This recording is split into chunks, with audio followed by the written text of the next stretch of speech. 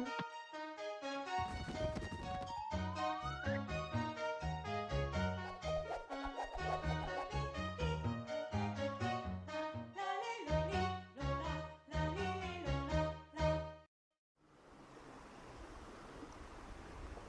Chou Brave nous emmène aujourd'hui à Colroy-la-Roche, près de Strasbourg, où habite François Rouillet, représentant en France des incroyables comestibles. Bienvenue ici à Colroy-la-Roche, je suis François Rouillet, père de famille avec une passion particulière, c'est le jardinage.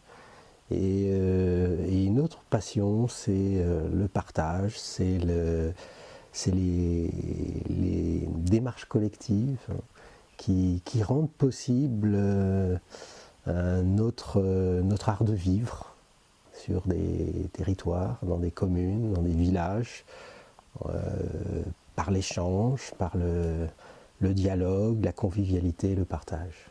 Donc c'est ici, à Colroy-la-Roche, que nous avons commencé l'aventure, cette heureuse aventure des incroyables comestibles au mois d'avril 2012.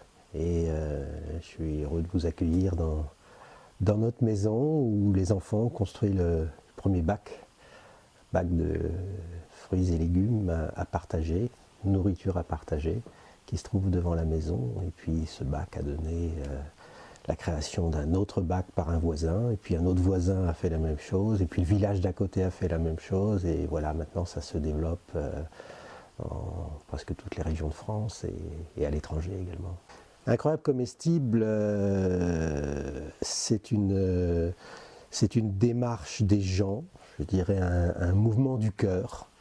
Un mouvement du cœur et du partage dans les communes où on va planter des fruits et légumes, les cultiver et les offrir en partage à tout le monde. Et voilà, donc quand ça devient collectif, eh bien, on peut transformer les espaces urbains en jardins d'abondance, hein, puisque on en plante le plus possible partout. C'est une démarche qui nous est venue d'Angleterre, en 2008 à Todmorden, près de Manchester, dans le nord de l'Angleterre. Il y a une petite ville qui était dans une période difficile de la désindustrialisation. Et au mois de décembre 2011, je faisais de la veille sur la sécurité alimentaire des populations et j'essayais de trouver des solutions au niveau collectif. Et j'ai découvert un article anglais sur cette méthode. J'ai fait des recherches et puis j'ai découvert qu'on n'en parlait absolument pas dans la presse française.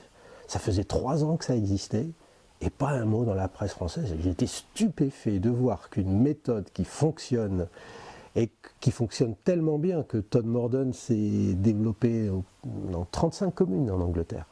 Avec le soutien du prince Charles, et les gens sont ravis et ça fonctionne bien, rien en France.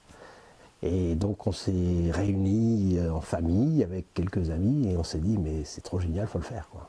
Donc on s'est lancé dans l'aventure et c'est comme ça qu'on a expérimenté ce mouvement qui est un mouvement collectif, citoyen. C'est un mouvement qui vient des gens et on commence à le faire soi-même devant la maison. Et comme disait Gandhi, soyez le changement que vous voulez voir dans ce monde. Donc c'est ça, on commence par soi-même.